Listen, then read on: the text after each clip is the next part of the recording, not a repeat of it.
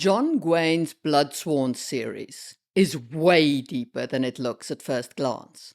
On the surface, it's a fun story with a lot of gore and well-written violence, set in a Norse post-apocalyptic world, where dead gods left behind a shattered landscape full of monsters and warring factions. But under the hood, Bloodsworn is a masterclass in moral psychology. It's an exploration of how human belief systems actually update, how we change our minds, and why moral transformation is rarely an intellectual calculation. John Gwynne's major theme is about moral change, specifically a change related to who is allowed to be free. And today, we're going to analyze a major character arc from Bloodsworn to answer a fundamental question. Where do our morals come from? And why is winning a logical argument not enough to change someone's mind? Welcome back to Actually It Is That Deep. Before we dive in, a quick spoiler warning. I will be discussing a key arc for Elvar, one of the main point of view characters. If you want to skip the plot specific, jump to the next timestamp where the philosophy discussion begins. When we meet Elvar in Book 1, she is a mercenary hunting down the tainted, the descendants of the old gods. Her job is to help capture them and force magical thrall collars around their necks, stripping away their freedom.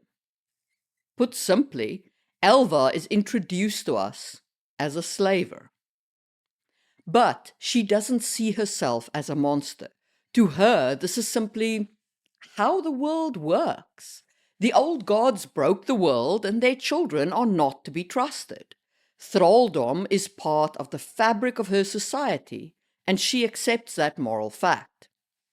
By Book 2, she steps up as the leader of her mercenary band, effectively becoming the slaver-in-chief. Now, during these two books, there are rational arguments against thraldom. Elvar meets a tainted Sether witch and becomes something like friends with her.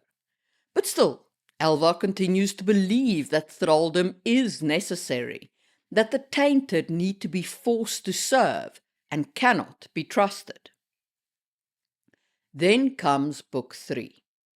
One of her closest, most trusted allies, someone she relies on and respects, is revealed to be tainted.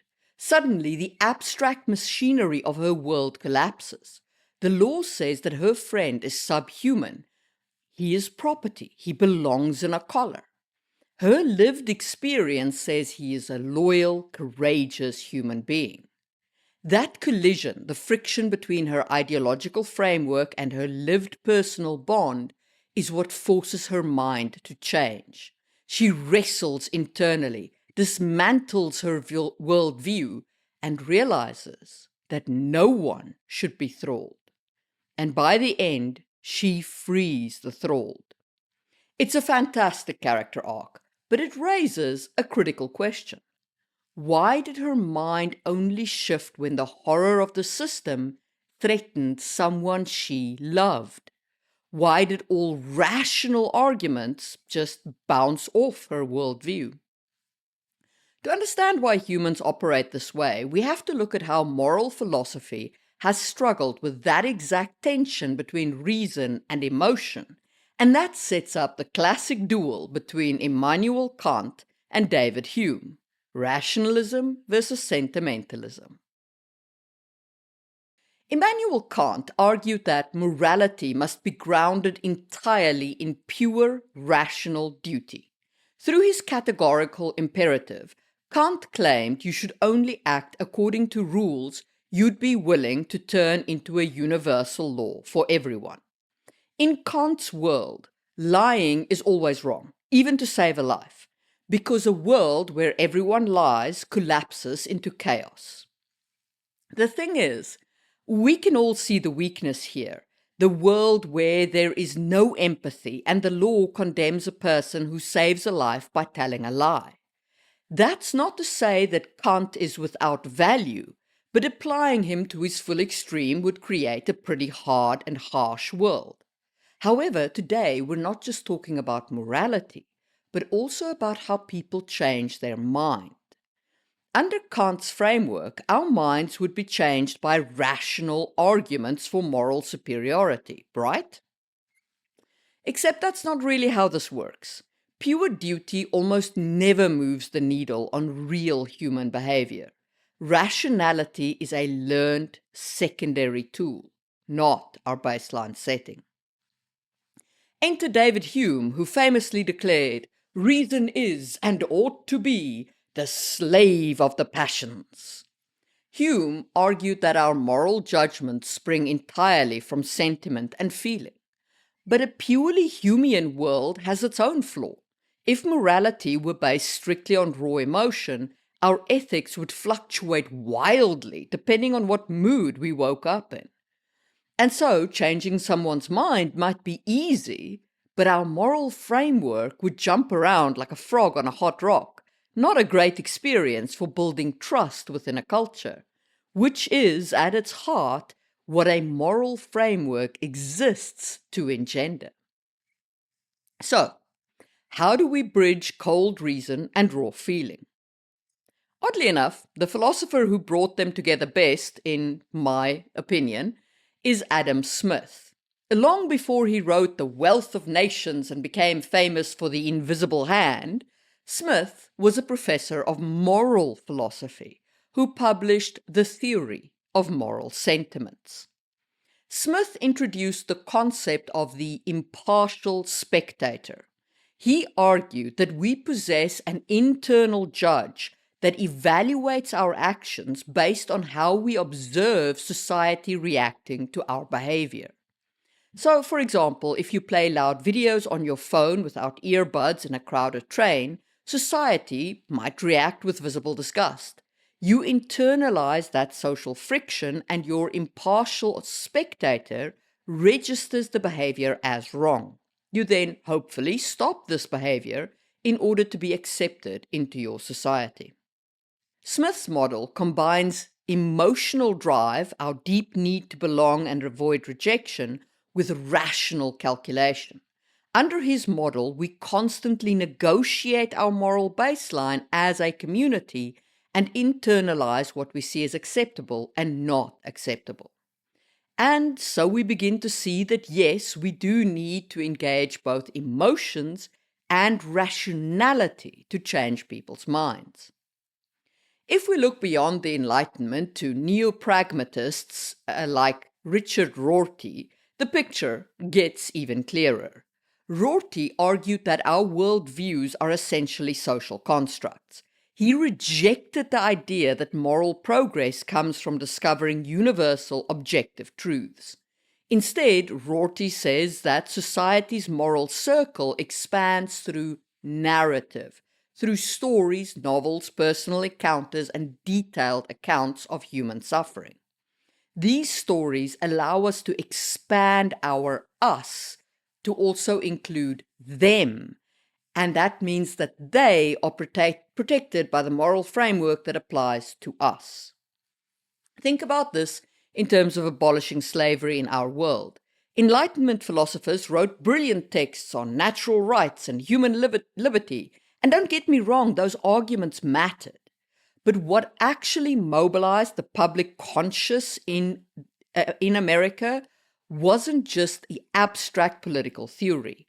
It was Uncle Tom's Cabin. It was Frederick Douglass touring and bringing the undeniable reality of human suffering directly into people's living rooms. Story and personal testimony turned an abstract political debate into an urgent emotional reality. That brings us to modern cognitive psychology, and specifically Jonathan Haidt's framework, the righteous mind. This is a framework I really like. Haidt compares the human mind to a rider on an elephant. The rider is our conscious, rational mind. The elephant is the 6-ton mass of our automatic, emotional, intuitive instincts. We love to imagine that the rider is an executive CEO steering the elephant with complete control. In reality, the rider is usually a post hoc lawyer, a hired spokesperson whose job is to construct clever justifications for wherever the elephant has already decided to walk. This is precisely what John Gwynne gets right with Elvar. He didn't have her rider sit down, read a treatise on liberty, and logically deduce that thraldom is unjust. Elvar's elephant suffered a massive emotional shock, and that emotional shock forced her rider to do the heavy lifting of dismantling her old worldview to match her new reality. I quite often hear this phrase in public discourse. People only care when an issue affects them personally. And usually it is a phrase said with contempt. But speaking in terms of evolution and psychology, this isn't a bug in human nature, it's a feature. Human morality evolved to build trust and accountability within concrete, small group relationships, not to solve abstract global questions of human rights. To a lesser or greater extent, we all only care when our empathy is engaged. This doesn't mean we should abandon reason or give up on universal rights. As Rorty pointed out, we still have to fight for those principles. We desperately need the rider on that elephant to draft fair laws, design robust institutions, and maintain societal consistency. But if you actually want to change someone's mind, whether in politics, in culture, or in everyday life, you cannot just lecture their rider with facts, statistics, and moral superiority. You have to speak to the elephant. You have to make the issue personal and human. Empathy isn't triggered by debate, but through recognition of shared humanity, by expanding the circle from them to include us. And that applies even to things that you think should be self-evident, like freedom from slavery. Thanks for watching. If you enjoyed this deep dive, hit the like button and the subscribe, and let me know in the comments what fantasy story changed your mind on a real-world issue. I wrote an epic fantasy story that also explores moral change, so if you want to check out my take on it, there's a link to that down below. And if you want more deep dive video essays, check out my analysis on why immortality would not make life meaningless. And I'll see you next time on Actually, It Is That Deep.